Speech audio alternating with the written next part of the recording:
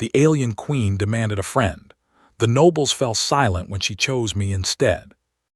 The bag wheel broke on the third step inside the imperial chamber of the Velhari Empire, and the sound it made was the kind of sound that you do not recover from socially.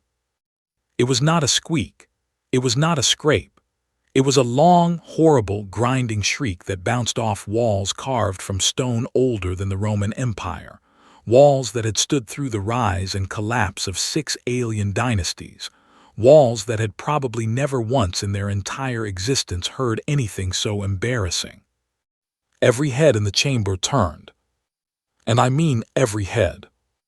There were approximately 200 people in that room, ambassadors in their formal dress, Velhari nobles wrapped in layered silk the color of deep ocean water, imperial guards holding weapons I did not know the name of, advisors, attendants, 3 humans whose names had footnotes in actual history books. And me, Marin Voss, translator, grade 3 expendable tier, standing at the entrance of the most important room on the planet Valha with a broken equipment bag that was still screaming faintly as it dragged across the floor. I stopped walking. The bag kept going slightly, pulled by its own momentum, and made one final, small, dying groan. The silence after it was magnificent. My supervisor, Deputy Ambassador Cole Hartley, turned his head toward me with an expression that I can only describe as a man watching his entire career dissolve in real time. He was 61 years old. He had gray at his temples and commendations on his wall, and a very real possibility of a historical footnote of his own. He had brought me because I spoke 9 Velhari dialects, and because the previous grade 3 had transferred to the outer belt office after a breakdown that nobody talked about openly. He had not brought me to make a noise like that. I mouthed sorry. He closed his eyes. I picked up the bag by its handle, lifted the broken wheel off the floor, and carried it the rest of the way. It was heavy. My shoulder informed me of this fact immediately and repeatedly. I ignored my shoulder. I was a professional. The Velhari Imperial Court was everything the briefing documents had promised, and nothing they had prepared me for. The ceiling was so high it had its own weather, not metaphorically, actually. There was a faint mist gathering near the upper arches, soft and silver. The floor was polished black stone that reflected everything, so walking across it felt like walking above an inverted version of yourself. The light came from bioluminescent panels built into the walls, warm and slightly blue, the color of late afternoon on a planet with 2 suns. It was genuinely beautiful. I noticed this in approximately the same part of my brain that was also cataloging emergency exits, nearest translation terminal, distance to the diplomatic delegation, and whether the guards near the left column had moved since I entered. Old habit. Translators learn to split their attention the way other people learn to breathe. The delegation from Earth moved in careful, practiced formation toward the center of the chamber. Ambassador Diane Lowe at the front, brilliant woman, eyes steady, the kind of person who had probably never once in her life dragged anything across a floor. Behind her, Colonel Peter Ashby of the Joint Diplomatic Security Corps, carrying himself with the particular straightness of a man who had stood in rooms like this before and intended to stand in many more. Then the advisors. Then the cultural attachés, then Hartley. Then me at the back, carrying the broken bag by hand. We stopped at the designated position. The floor had a subtle marking on it, Velhari courtesy. They did not want their guests to have to guess where to stand. I had always appreciated that about them. In the briefings I had read, they were described as a formal people, a proud people, a people whose sense of ceremony went so deep it had effectively become biology. Everything in their culture had a place and a protocol and a weight. Every greeting, every silence, every gesture. That was why the moment happened the way it did. Because something without a place stands out. The ceremony began. High Translator Orvith, a Velhari male, tall, with the characteristic ridge along his jaw that marked the ruling class, began the formal opening address in High Velhari, the register used only in imperial settings, a dialect so precise that each word had exactly one meaning and no others. I stood slightly apart from the main group and listened, cross-referencing against the 6 other dialects I carried in my head, noting the places where the formal register diverged from common speech in ways that changed the emotional weight of the words. The delegation had an official translator, Dr. Aaron Price, Grade 1, 2 decades of experience, 4 published papers on Velhari linguistic structure. He stood near Ambassador Lowe and was doing his job with flawless professionalism.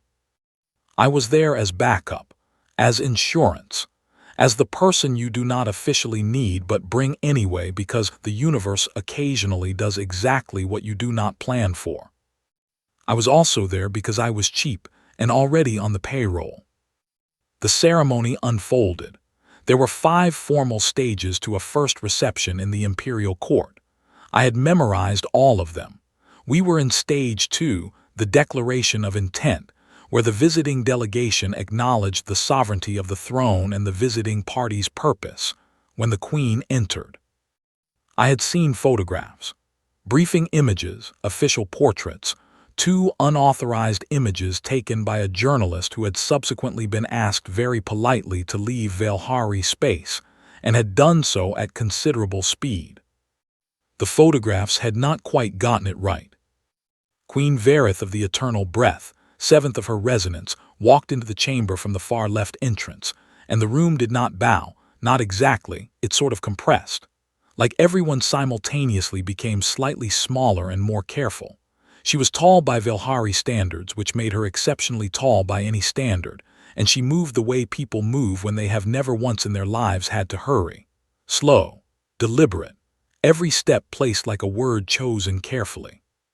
Her formal dress was deep blue-black, the color Velhari called night between stars, and it had no ornamentation except a single narrow band of silver at her collar. In a room full of nobles draped in layers of decoration, that simplicity was the loudest thing in the space.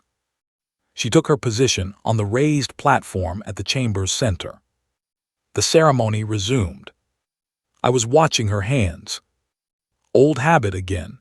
Hands carry what faces learn to hide. Her hands were still, folded, correct. She was performing her part of this ceremony with the same flawless professionalism as everyone else in the room. Stage 3, Stage 4. And then my bag, which I had set down carefully beside me, shifted. Not dramatically, not catastrophically.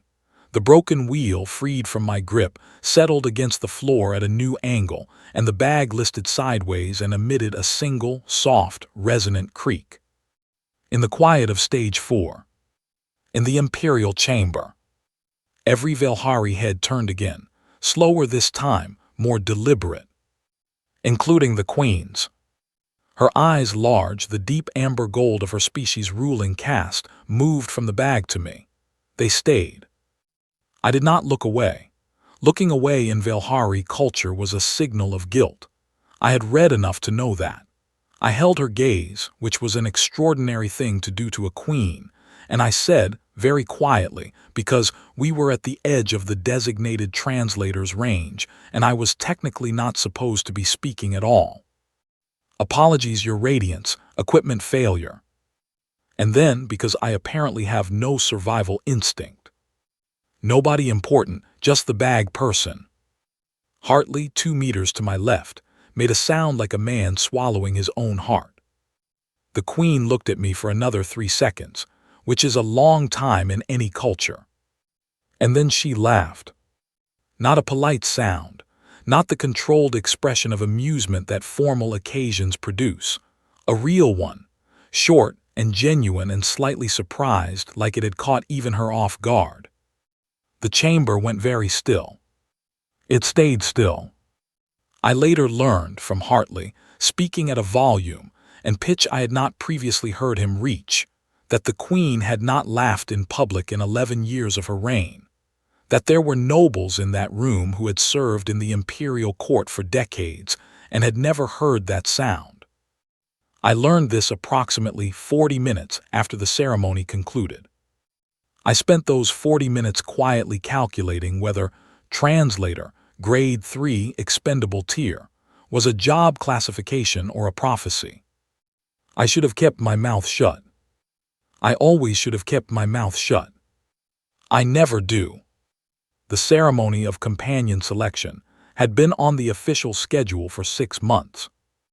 I know this because I had processed the translated versions of the diplomatic calendar, all 47 pages of it, and I had highlighted the ceremony in green because it was culturally significant, then unhighlighted it because it had nothing to do with the translation team's responsibilities, then highlighted it again because I have a problem with letting things go.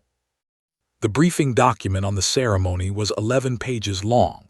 I had read it twice on the transport ship, once more during the overnight, and one final time this morning while eating a protein bar that tasted like someone had described food to a machine, and the machine had tried its best. The summary version: every 3 years, the reigning queen of the Velhari Empire selected a companion, not a political advisor, not a military officer. The Velhari had entire ministries full of those. A companion was something older than any of those titles. Something the culture had carried since before the empire existed, back when the Velhari were still a scattered collection of city-states, back when queens were local things, human scale, and a queen without a trusted peer beside her was considered incomplete by the culture's own accounting. The companion shared the queen's private table, attended her private councils, could, in certain circumstances, speak in the queen's name, could, in one specific circumstance outlined in ancient law, tell the queen she was wrong without it being classified as a challenge to the throne. Nobody had invoked that particular clause in 230 years. I knew this because the briefing document mentioned it as a historical curiosity, and I had looked up the primary sources anyway. The 7 candidates were high nobles, all of them. The lowest ranked among them held 3 territories and a seat on the Imperial Resource Council. I had translated their formal introductions twice during preparation sessions with Dr. Price and had noted in the margins of my working copy that all 7 of them had the same quality in their phrasing: a smoothness, a careful architecture. They were all in the vocabulary of my own internal notes, practicing.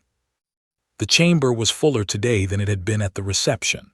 The gallery levels, which had been closed during the diplomatic reception, were open now, and they were occupied. Velhari nobility, ministers, court officials, representatives of the 7 great families. The sound of the gathered crowd before the ceremony began was a low, constant murmur, like the room itself was breathing. The translation team was positioned in the designated observation area to the right of the main floor. We were behind a low rail, far enough from the central proceedings to be unobtrusive, close enough that I could read lips if I needed to. I had my earpiece in. Dr. Price had the primary feed. I had the backup. Hartley was beside me. He had not spoken to me directly since the previous evening's debrief, during which he had used the words unprecedented, catastrophic, and professionally mortifying in the same sentence. He stood very straight now, looking at a point somewhere above the proceedings, wearing the expression of a man who has decided that controlled distance is his best available strategy. I watched the candidates. They stood in a formal line in the center of the chamber, 7 high nobles dressed in the full regalia of their respective houses. The colors were extraordinary. Each house had its own palette, its own symbolic arrangement, and the combined effect was like standing in front of a stained glass window the size of a courtyard. Beautiful, deliberate, every thread of it chosen for what it communicated. They knew what they were communicating. That was the thing. They had all dressed for the Queen's eyes, and they all knew it, and they all knew that the others knew it. And yet somehow they had each managed to look as though they had simply worn what they always wore. 7 people, 7 performances. The Queen entered. The room did the compression thing again. I had started to think of it as the gravity effect, the way a sufficiently large presence changes the shape of a space just by occupying it. She wore dark blue again, a different cut from yesterday, simpler. The silver band at her collar was the only decoration. She walked to the line. I watched her hands. Still closed, the same posture as yesterday, the posture of ceremony. She moved to the first candidate, Lord Vareth Salyun, who bowed with a precision that had definitely been rehearsed. The Queen inclined her head, held the position for the traditional 3 seconds, moved on. Second candidate, third, fourth. Her hands never changed. Still, closed. The slight tension at her jaw that I had noticed yesterday was present today too, a faint tightening that was not visible from the gallery but was visible from where I stood, at the right angle, with the right kind of attention. Fifth candidate. Sixth. I noticed, in the margin of my own awareness, that the murmur from the gallery had died completely. The room was holding its breath in a way that had nothing to do with protocol. Something in the gallery had felt what I was seeing in her hands, that nothing was landing, that she was moving through this line the way you move through a task you have already decided will not give you what you need. She reached the 7th candidate, Lady Iarth Vaughn, the youngest of the 7, and by most accounts in the political briefings I had processed, the favorite. Lady Iarth was 3 years younger than the Queen, belonged to a house with deep historical ties to the throne, and had been educated in the same imperial academies. She was, on paper, the obvious answer. The Queen stopped in front of her. The silence in the chamber reached a new quality, the kind of silence that means everyone is listening so hard they have forgotten to breathe. The Queen looked at Lady Iarth for 3 seconds. And then she kept walking. Past the line, past the 7 candidates who were still holding their formal positions with admirable professionalism, past the low barrier that separated the main floor from the observation areas. She walked directly toward us. My brain, which is a reasonable and logical organ most of the time, went through several rapid calculations. She was walking toward the translation team. She was walking toward Dr. Price. He was the senior translator, grade 1, the obvious person for any communication-related purpose. It was clearly Dr. Price she was walking toward. This was fine. This was normal. This was. She stopped in front of me. I was aware, in a detached and slightly floating way, that every person in the gallery above was currently looking at the back of my head, that the 7 high nobles were still standing in their formal line, now facing slightly the wrong direction, that Hartley had stopped breathing entirely. The Queen's eyes were amber gold, very clear, very direct, and much closer than they had been yesterday. She said in standard, quiet enough that it did not carry to the gallery, "You." My mouth said, before my brain had fully signed off on this, "I'm sorry, Your Radiance, I think there may be some confusion. I'm the bag person." The Queen's expression did not change. Not exactly, but something in it shifted the way light shifts when a cloud moves. "Yes," she said, "you are not practicing anything." 5 words. I have translated thousands of sentences in my career. Documents, speeches, negotiations, arguments, ceremonial addresses in dialects that took me 3 years to learn. I have translated things that changed the outcome of trade agreements. Things that kept 2 species from a conflict nobody wanted. Those 5 words were the hardest thing I ever had to keep my face still for. Because I understood them completely, not linguistically. I understood them the way you understand something that names a thing you knew but had not found words for yet. She was not talking about translation. She was not talking about ceremony. She was talking about the difference between a room full of people performing care and a person who had walked into the most important chamber on her planet dragging a broken bag and not apologizing for it. She had 11 years of people practicing at her. I was apparently something else. I said carefully, am genuinely not qualified for whatever this is. "I am aware," the Queen said, "of what you are not qualified for." She looked at me for another moment. "That is not what I am selecting for." She turned and walked back to the center of the chamber. The gallery was so quiet I could hear my own heartbeat, which was doing something irregular and unwise. Hartley beside me said nothing. He made no sound at all. He simply stood very still, the way things stand still when they are deciding what kind of event they are currently inside. Dr. Price, on my other side, turned to look at me with an expression I could not fully classify. It was not quite envy. It was not quite shock. It landed somewhere in between, in a territory that did not have a clean name. I looked at the broken bag, sitting on the floor beside me. It had started all of this. I was briefly, irrationally furious at it. Then I thought about the Queen's hands, how they had moved through that entire line of practiced, beautiful, politically perfect candidates without once losing their careful stillness, how she had walked away from the most obvious answer in the room, how she had walked toward the noisiest, least qualified, most accidentally present person on the floor. The nobles' faces, when I finally let myself look at them, were extraordinary. I will be honest about that. Worth it. Probably. Nobody had ever written a job description for what I was now. I checked, not metaphorically. I submitted a formal query to the Human Diplomatic Corps Human Resources Department via encrypted channel, requesting clarification on my current role classification, compensation tier, and applicable conduct guidelines. The response came back in 48 hours. It said query under review. That was 3 weeks ago. My official title, as issued by the Velhari Imperial Court, was Companion of the First Order, Voice Friend to the Eternal Breath.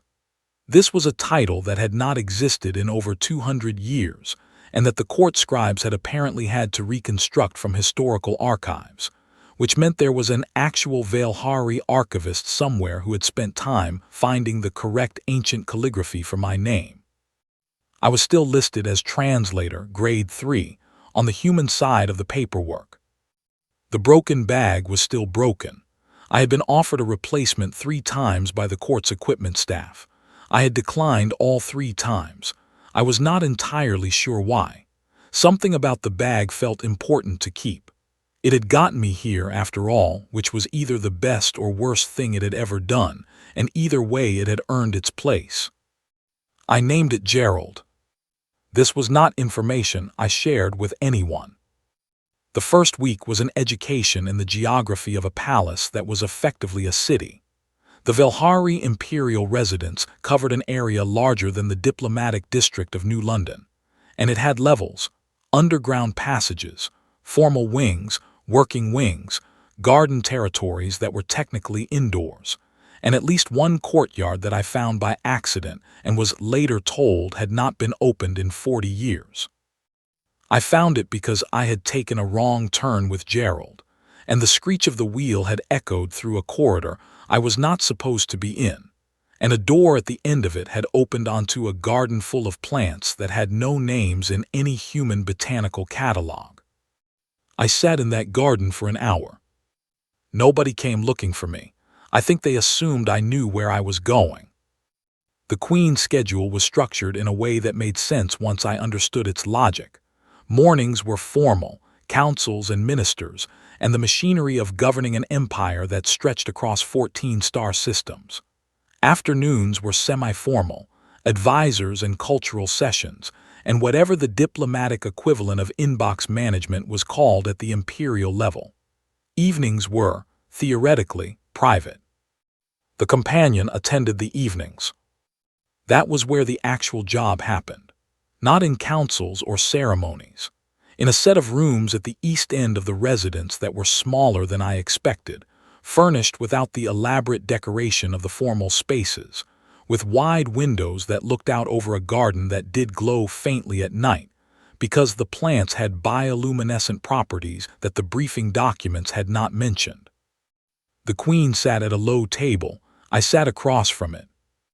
The first evening, we were both quiet for a while. Not uncomfortably. It was more like two people who have been told they are supposed to do something together and are independently deciding what that something actually is. Then the Queen said, "Do humans choose their friends or do they simply accumulate them?" I thought about this honestly. I thought about my best friend from university, Claire, who I had met because we had been assigned adjacent lockers, and she had borrowed my notes once and never returned them, and somehow this had become a 7-year friendship. I thought about my colleague from the Outer Belt posting, End, who I had hated for the first 6 months and then realized, during a power failure that left us both stuck in the translation booth with nothing to do but talk, that he was one of the most interesting people I had ever been annoyed by. Bit of both, I said. You bump into someone enough times, survive something stupid together, and then one day you realize you're in it and it's too late to leave without paperwork. The Queen was quiet for a moment. I have bumped into no one, she said. I am always seen coming. I looked at the table between us. There was fruit on it arranged in a shallow dish. Velhari fruit, which I recognized from cultural catalogs but had never actually eaten. One of them was dark purple, slightly translucent, the size of a large grape. I picked it up and ate it. The Queen watched me do this. I found out, 30 seconds later, that eating from the Queen's table without formal invitation was a violation of 9 distinct court protocols, 6 of which were considered serious, 2 of which had historically resulted in diplomatic incidents, and 1 of which I could not find in any document I had access to, which the court attendant who explained this to me the following morning seemed to find more alarming than the violation itself. In the moment, all I knew was that the fruit tasted like something between a plum and a star anise, and that the Queen had not stopped me or called anyone, and that seemed like information worth having. "Is it good?" the Queen asked after a pause. "Yes," I said. "You did not ask." I noticed. Another pause, then very quietly, "Nobody does that." She was not talking about the fruit. I knew that. I did not say so. I reached for another piece of fruit and ate it, and the Queen's expression did something I had not seen it do before, something that was not quite a smile but was in that general direction, a loosening around the eyes, a slight release of the jaw tension I had been tracking for 2 weeks. The evenings became a rhythm. The Queen talked, not the way she talked in councils, which was precise and weighted and careful, every word placed like a stone in a wall. She talked the way people talk when they are finally allowed to. She had opinions about the architectural decisions in the eastern wing of the residence, which she found excessive.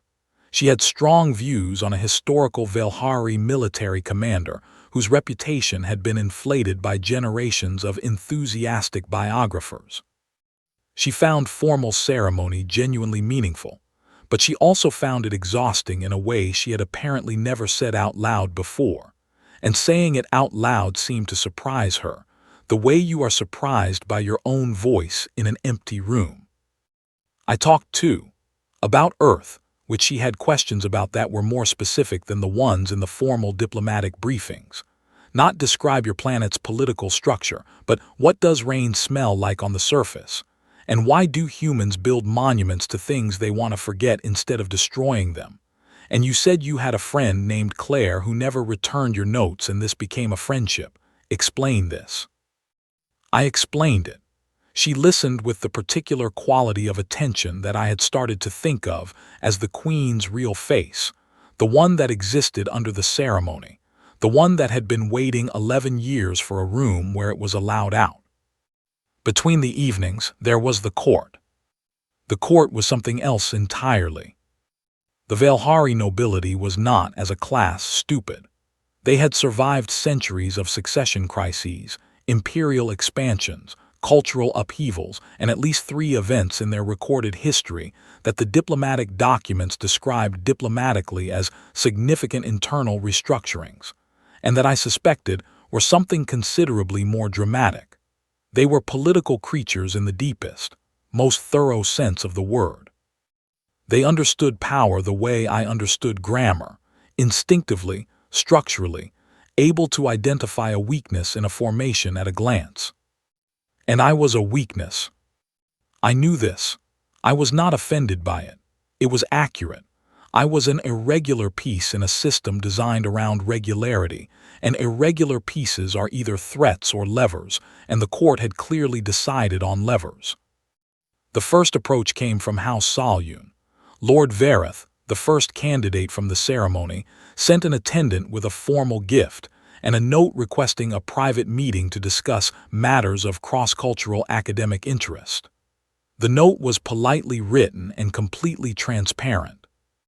I sent back a polite decline and a small note of my own that said, I appreciated the interest and suggested that any academic inquiries could be directed to Dr. Price, whose expertise far exceeded mine. I heard nothing from House Salyun for 4 days. Then House Vaughn, Lady Irith herself, the favorite who had not been chosen, who arrived at a formal luncheon I was attending in my official capacity, and sat beside me with the graceful inevitability of someone who had decided exactly where she was going before she entered the room. She was impressive. I want to be fair about that. She was intelligent, well-read, genuinely curious about humans in a way that was not entirely tactical, and she had a dry sense of humor that came out occasionally and was better than she was letting it be. In another context, I might have liked her. In this context, she wanted something.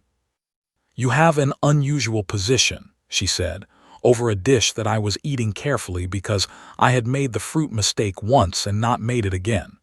The court does not quite know what to do with you. The court and I have that in common, I said. She smiled. There are people here who would very much like to help you navigate it. That is very kind. It would be, of course, mutually beneficial. That is very honest, I said. She looked at me with something that might have been genuine respect if it were not also very clearly tactical. You know exactly what I am doing. I speak 9 dialects, I said. I do not miss subtext. She sat with that for a moment. Then she said, almost genuinely, then you understand that I am not your enemy. I understand, I said, that you do not currently need to be. She left not long after. The mutual beneficial arrangement did not come up again. The third approach was different. It came from a faction I had classified in my own notes as the old houses, the 3 oldest great families in the court, the ones whose history with the throne predated the current dynasty. They did not send attendants or sit beside me at luncheons. They simply let it be known, through a series of small, layered, perfectly deniable social signals, that my continued comfort in the court was something that existed in relationship to certain understandings, and that those understandings were not currently in place. It was delivered in High Velhari, the formal register, the full 6 meanings deep version. An attendant said it to me in passing during a corridor walk, as though commenting on the weather. I parsed it in 11 seconds. It took me 11 seconds because it was genuinely well constructed. I appreciated the craftsmanship even as I was annoyed by the message. I responded in the low register, the one for servants and vendors and street conversations. I responded very pleasantly, and I said something that translated roughly as, I hear you and I want you to know that I do not find this as intimidating as you have calculated, because I have been underpaid by humans in suits for 6 years, and this is at least more interesting. The attendant's face did something spectacular. I walked back to my rooms with Gerald over my shoulder, and I thought about what the Queen had said on the first evening. I have bumped into no one. I am always seen coming. 11 years of being seen coming. 11 years of a court that practiced everything, that packaged every conversation, that wrapped every interaction in the beautiful architecture of purpose and strategy. And then one person with a broken bag. I was beginning to understand why she had chosen me. I was also beginning to understand that this made me genuinely dangerous by court standards, not because of anything I intended to do, but because authentic things in a world of practiced ones are impossible to predict. That night at the evening table, the Queen said, "3 houses approached you this week." "Yes," I said. "What did you say to them?" I told her, including the low register response. The Queen's jaw tension did the loosening thing again, more completely this time. "You told a herald of House Salyun, in the register used for market vendors, that their intimidation tactics were less frightening than your previous employer." It was an accurate comparison. "You are," the Queen said carefully, "very strange." "I know," I said. She picked up a piece of fruit from the dish between us and placed it on my side of the table without comment. It was the first time she had done that. I ate it. It tasted like something between a plum and a star anise. Same as always. Everything the same, and also nothing at all like before. The formal accusation arrived on a Tuesday. I know it was a Tuesday because I had finally gotten the human side calendar synced to the Velhari day cycle, which runs on a 29-hour clock, and the sync had taken me the better part of a week, and I had marked it as a personal achievement.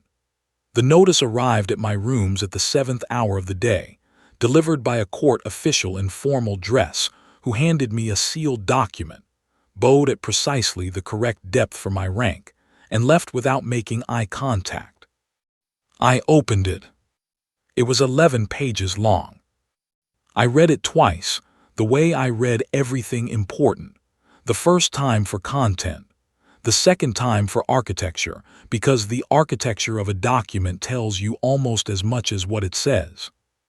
The content: a formal petition to the imperial judiciary, submitted jointly by 3 great houses, arguing that the selection of a non-Velhari national as companion of the First Order constituted a potential security compromise, that my presence in private councils represented unauthorized access to sensitive imperial information, and that my background, training, and affiliations had not been subjected to the verification processes required by imperial law for holders of my now official rank. It was signed by representatives of House Salyun, House Vaughn, and the oldest house, whose name in High Velhari translates roughly as the House of First Morning, and whose political history I had read about in the archives that one time I got lost in the East Corridor. The architecture, careful, precise, and almost completely airtight. Every clause referenced existing imperial law. Every concern raised was technically legitimate. The petition did not call for my removal directly. It called for a formal inquiry, which would require the Queen to either submit me to that process or formally invoke the Crown's right of personal exception, which was a prerogative that had not been used in over 100 years and which, if invoked, would feed exactly the narrative the petition was trying to build. Trapped from both directions, I sat with it for a while. Then I got dressed, picked up Gerald, and went to find Hartley. He was in the diplomatic wing's working office, which smelled like coffee because the delegation had brought their own supply, which I had thought was culturally insensitive when I saw it packed, and now considered to be the best decision anyone had made on this entire mission. He looked up when I came in, took one look at my face, and put down his cup. I handed him the petition. He read it the first time fast, the second time slowly.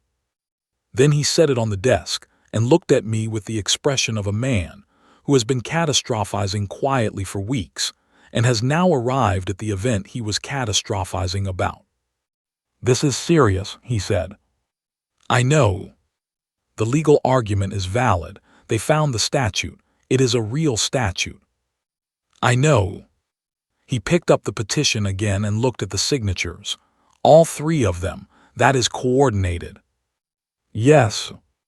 "They waited," he said, "until your position was officially registered on the imperial record, until there was something concrete to target."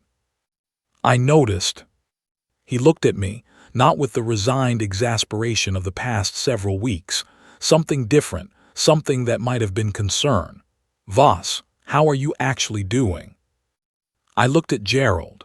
The broken wheel had picked up a small piece of court floor debris, something pale and crystalline, and it was lodged in the mechanism at an angle. I'm fine, I said. Cool, great, fine. Hartley clearly did not believe this. He also clearly knew me well enough by now not to push it. I need to notify Ambassador Lowe. Obviously, this has political dimensions that extend well beyond your situation. I know. If the Queen invokes personal exception, it looks like favoritism and confirms their narrative. If she submits me to inquiry, it undermines the companion appointment and signals that the court's pressure can move her on personal decisions. Either way, they make a point. Hartley looked at me with the particular expression of a man discovering that the person he had spent weeks underestimating is not, in fact, what he had estimated. You mapped all of that. I translated the document in my head while I was reading it. Old habit. He was quiet for a moment. Then, what do you want to do? What did I want to do? I thought about it honestly, with the seriousness it deserved, which took approximately 4 seconds because the answer was the same thing it had always been. Nothing, I said. I want to do my job. I left him with the petition and walked to the Eastern rooms for the morning session I had on the schedule. Routine. Attendance at a cultural briefing, non-speaking role, document presence only. I sat in the back near the door and did my job, and did not think about the 11 pages in Hartley's office, and absolutely did not think about what was going to happen next. I thought about it the entire time. The hearing was called for 3 days later. It was held in the Chamber of Formal Address, a smaller space than the Imperial Chamber but with the same black stone floor and the same bioluminescent walls, and with a raised judicial platform occupied by 3 imperial jurists in robes the color of deep amber.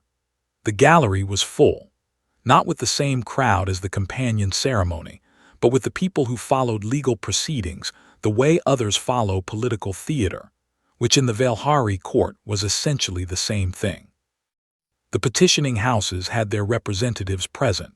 Lord Vareth Salyun, a senior official from House Vaughn, not Lady Irth herself, a deliberate choice that signaled they were treating this as administrative rather than personal, which I found more alarming than personal would have been.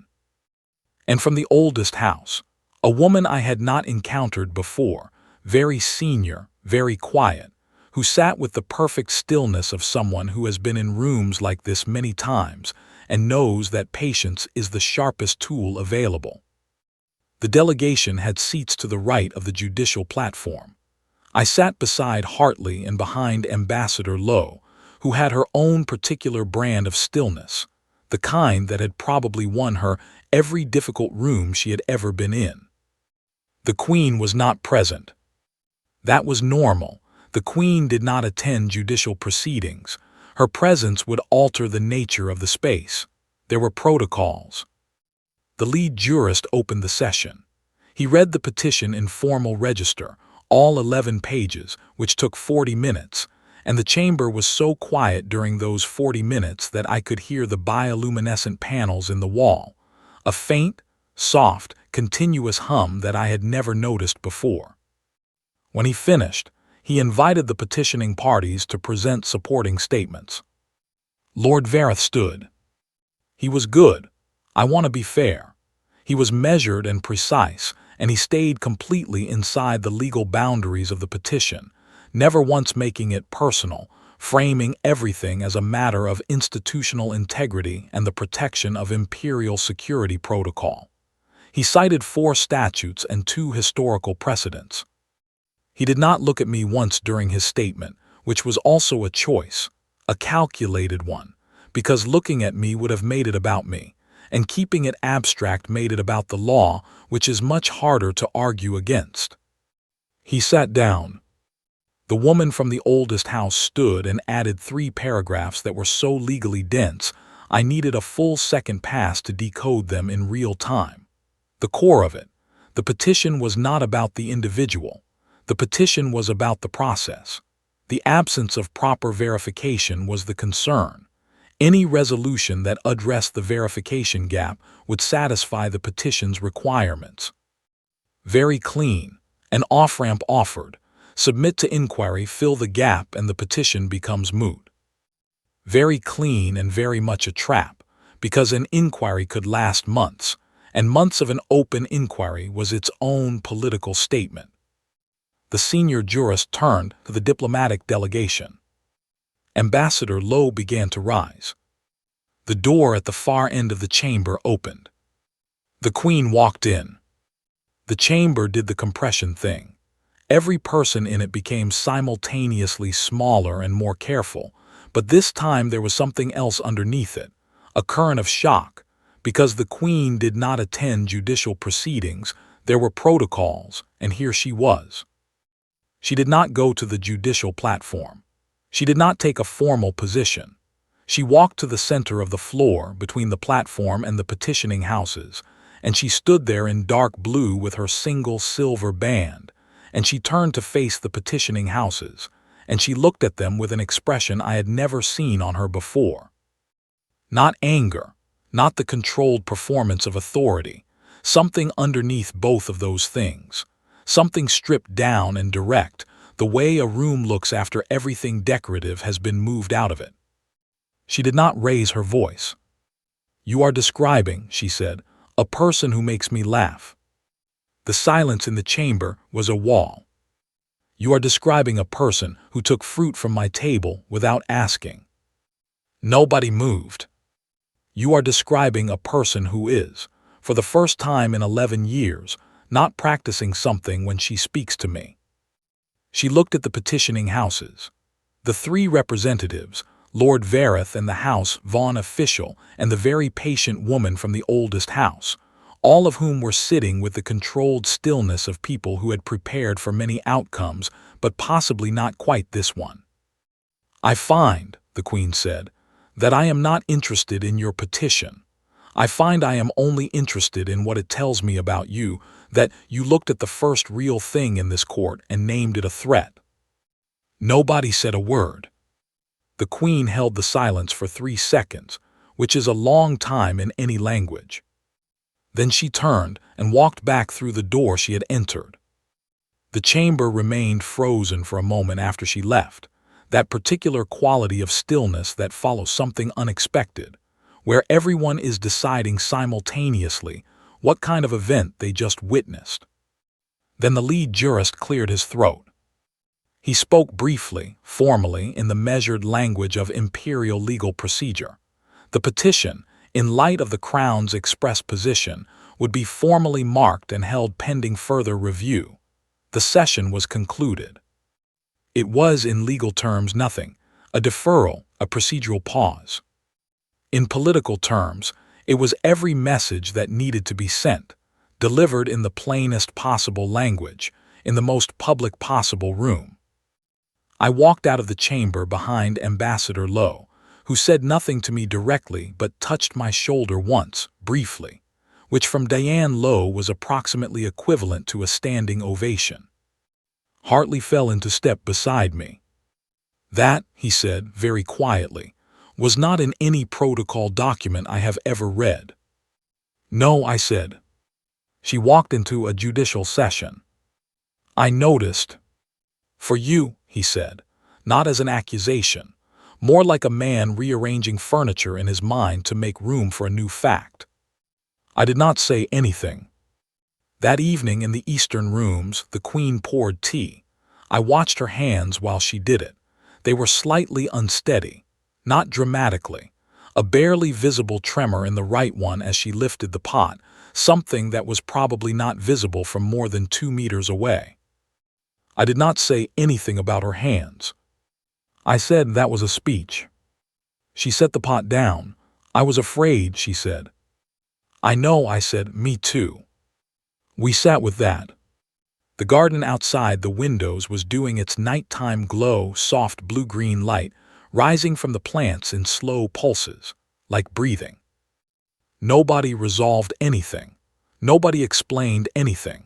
The fear sat in the room between us, named and undealt with, and we drank our tea on either side of it. I have been dismissed from jobs before. Let go, moved on, replaced, forgotten. I have sat in offices where the person across the desk said my name in the tone that meant "we appreciate your contribution" and looked at the middle distance while they said it. I have been an entry in a budget line. I have been a grade 3. Nobody had ever walked into a room like that for me. I did not cry in the Eastern rooms. I am a professional.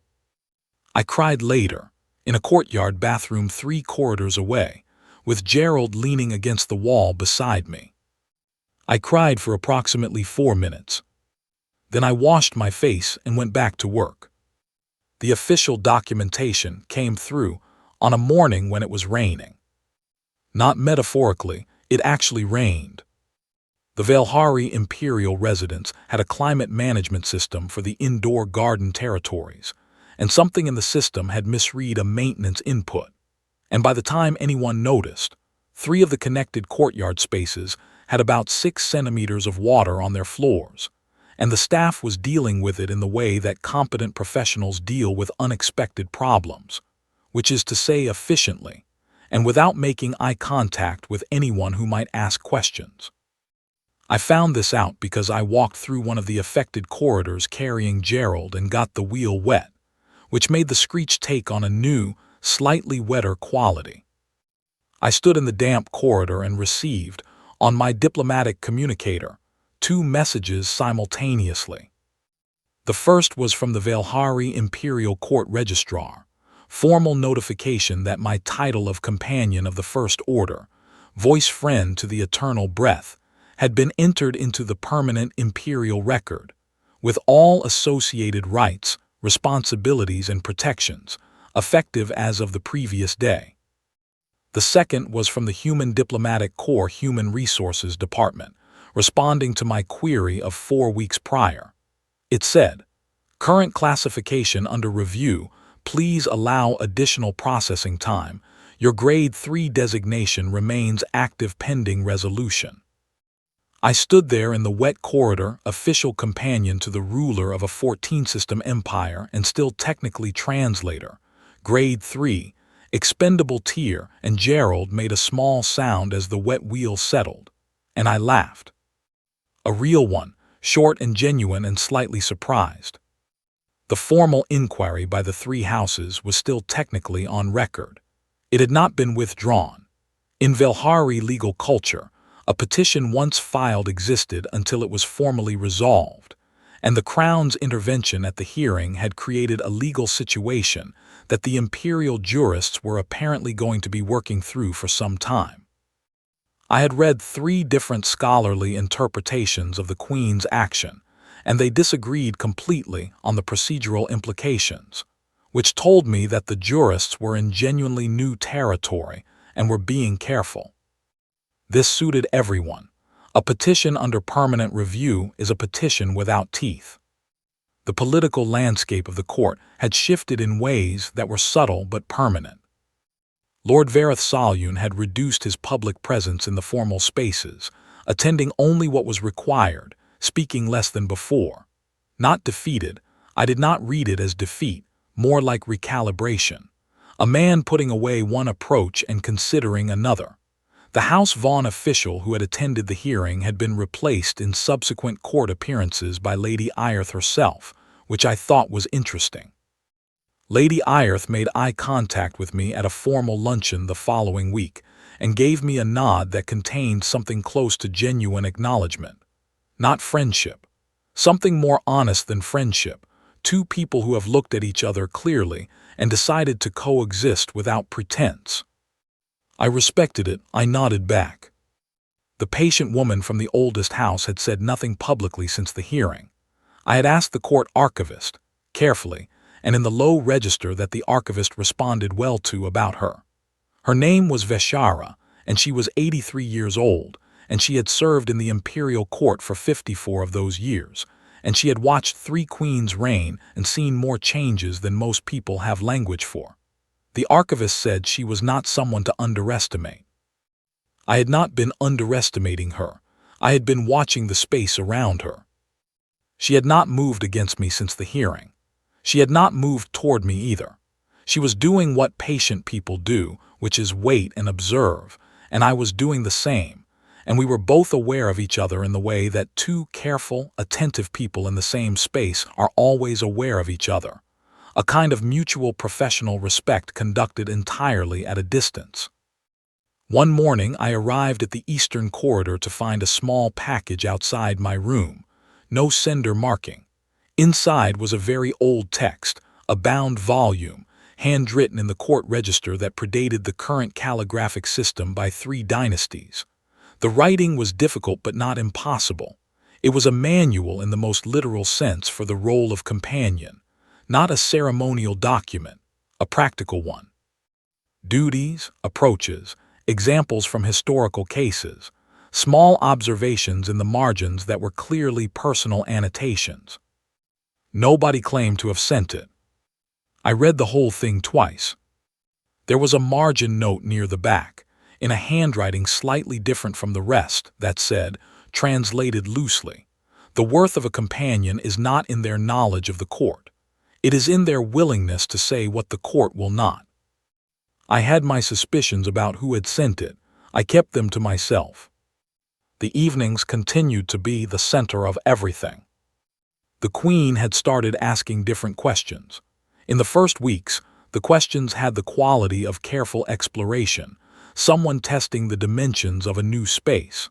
Now they had directness, the questions of someone who has decided that direct is more interesting than careful. "Tell me about the planet below the one where you were born. Describe the process by which humans decide they no longer believe something they were certain of. You said once that your best friend was someone you hated first. Is this a common pattern?" I answered all of them honestly, which sometimes took time, because honest answers about human experience are often complicated, and I was not going to give her the simplified version. She was not a person who needed the simplified version. She had 11 years of people giving her the simplified version of everything, and she was done with it. I started asking her questions too. This had taken longer to begin, not because I was forbidden from asking, but because there is a particular kind of attention that powerful people are given very rarely, the kind where someone asks you something and wants to hear the real answer, and not the official one, and it takes time to trust that the attention is genuine. What do you actually think about the resource treaty negotiations? Do you ever regret specific decisions? Or does the position require you to convert regret into learning so quickly that they become the same thing? What is the thing you know about governing that nobody talks about openly? She answered, not always on the day I asked. Sometimes she would think about a question for 2 or 3 days and then begin her answer at the evening table without preamble mid-thought, as though the conversation had simply been paused and was now resuming. I had come to love this about her. The way her thinking moved, careful and thorough, taking its time. 2 months after the hearing, there was a formal state visit from the Kethvar Confederation, a species I had not previously encountered, and had spent 10 days reading about in preparation. They were tall, pale, with sensory organs above the eyeline that functioned somewhat like ears but also somewhat like a secondary form of sight, and their diplomatic culture placed enormous weight on physical stillness. Motion during formal conversation was considered aggressive. During the full formal reception, which lasted 6 hours, I had to stand in the observation area without moving in any way that could be interpreted as hostile, which meant I stood very straight for 6 hours with Gerald. For once, cooperating completely because I had secured the broken wheel with a temporary fix that I had been putting off for 3 months and had finally addressed that morning. Gerald was silent. I almost missed the noise. The Kethvar delegation included a senior figure whose title translated, through 3 layers of linguistic processing, as something like Chief Speaker of Agreement, and whose function was essentially the same as mine, a translator and cultural bridge, the person in the room who understood both sides and existed in the space between them. She found me at the evening reception, which was less formal than the daytime ceremony and allowed some movement. She was a head taller than me and looked at me with the sensory organs above her eyes in a way that I could not fully read, but that felt like assessment. Then she said in standard, clearly and carefully, "You are the friend." Not a question. "I suppose I am," I said. "This is an old word," she said. "In your language it is simple. In most languages it is not simple. It is a word for a thing that takes a long time to make and is very difficult to hold." "Yes," I said. "Your queen," she said, "has this word in her now. It is visible." She touched one of her upper sensory organs briefly. "We see differently from you, but this thing is visible." I did not know what to say to that.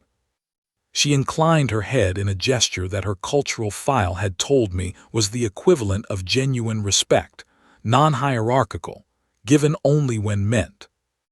Then she rejoined her delegation. I stood there for a moment with Gerald on my shoulder, and the reception flowing around me in a current of formal conversations and careful gestures. The young noble found me near the end of the reception. I had been watching him for a few weeks. New to court, recently appointed, somewhere in his mid-20s by Velhari reckoning, which the briefing documents translated to roughly early 30s by human biological comparison. He had the look of someone who was paying attention to everything and performing confidence about 70% of the time, with the other 30% quietly leaking through in the way. He held his hands when he thought nobody was watching. His name was Ethan, third son of a minor house, appointed to a junior administrative position that had access to more information than status. Smart assignment by whoever had placed him. He was learning the court from the inside of its machinery rather than the outside of its ceremony. He had been trying to approach me for 2 weeks. I had been letting him circle, which was unkind of me and I knew it, but I had wanted to understand what he was circling toward before we had the conversation. He stopped beside me. "Companion Voss," he said. "Ethan," I said. He looked startled that I knew his name. He recovered quickly, which I noted approvingly. "I apologize for the intrusion." "You are not intruding." He gathered himself. "I have wanted to ask you something for some time." "I know," I said. "How did you do it?" he asked. "How did you go from—" He paused, choosing words. "How did you arrive here? What was the strategy?" I looked at Gerald. The repaired wheel was still there, the old brake visible underneath the fix, the way old brakes usually are. "I dropped a bag," I said. "It made a really stupid noise, and I did not pretend that it did not." He waited. He was clearly expecting the rest of the strategy, the tactics, the political framework, the read on the Queen's preferences and how to position against the court factions. There was no rest. "That," I said, "is the complete answer." He looked at me with the polite uncertainty of someone who suspects they are being given less than the full truth. I thought about how to explain it, not just to him, to myself finally properly out loud. "The court is full of people who are very good at being in the court," I said. "They have studied it. They understand its rules. They know exactly how to present themselves, how to communicate, how to position. They are excellent at all of it." I looked across the reception, at the beautiful, careful, practiced room full of people who were always performing at exactly the right level. The Queen has been surrounded by all of that for 11 years. Every single person in this room is giving her a version of themselves that has been optimized for this space. "That is what court requires," Ethan said. "Yes," I said. "And it means that the court, despite being full of people, can be the loneliest possible place to exist." He was quiet. "I did not walk in here with a strategy," I said. "I walked in here with a broken bag and no political capital and 9 dialects, and a very reliable habit of saying exactly what I actually think. I was not impressive. I was not practiced. I was just real. And real things in a practiced world stand out more than the most impressive performance you can imagine." I picked up Gerald by the handle. the way I always did when the wheel was giving me trouble. The bag made noise. I did not apologize for it. I told the most powerful person on this planet that I was the bag person. I took fruit from her table without asking because I was hungry and the fruit was there. Every time the court tried to get me to start performing, I just kept being the same person I walked in as.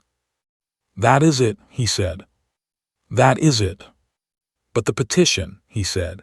"House Salyun, House Vaughn, the oldest house, they moved against you formally." "Yes."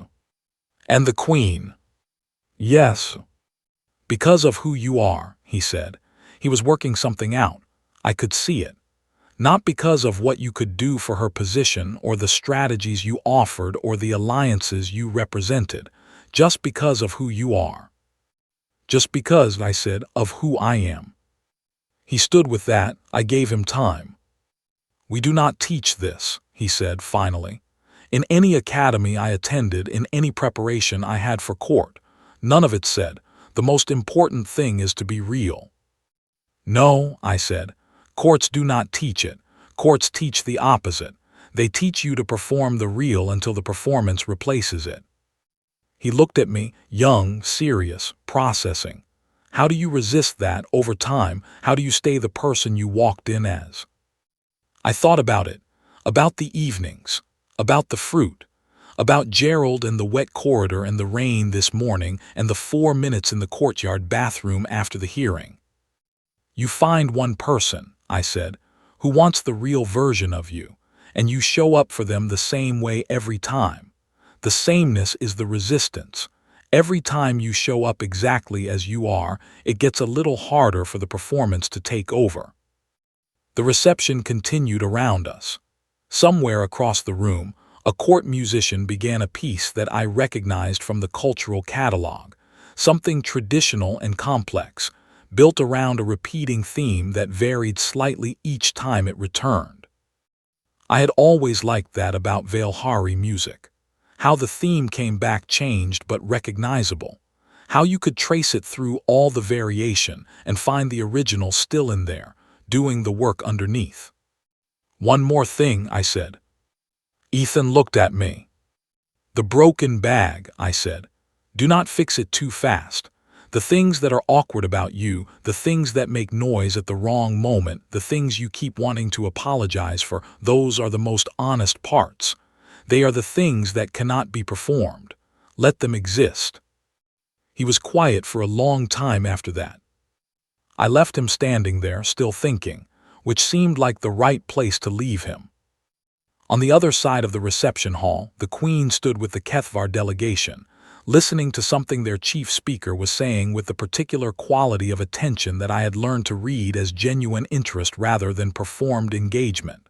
Her hands were loose at her sides, not the closed, still, careful posture of ceremony. Open. Easy. 11 years.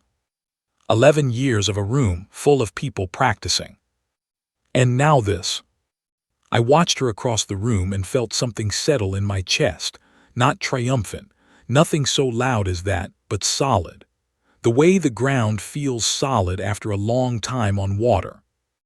We are terrifying, us humans, not because of what we carry into a room, not because of how we fight or how we survive, or what we build in the dark corners of impossible situations. Because of what we refuse to hide. Because we will drag our broken, noisy, inconvenient selves into the most important room we have ever stood in. And when everyone stares, we do not apologize, and we do not smooth it over, and we do not practice. We let it be loud. And somewhere in the rooms that empires build to protect themselves from exactly that kind of noise, there are people who have been waiting their whole lives for someone to just show up. Just real. Just there. I picked up Gerald, and the wheel made its familiar sound on the black stone floor, and I walked across the room toward the Queen. She heard me coming. She looked up, and she smiled the way people smile when the thing they have been waiting for finally arrives. Not practiced. Not performed. Real.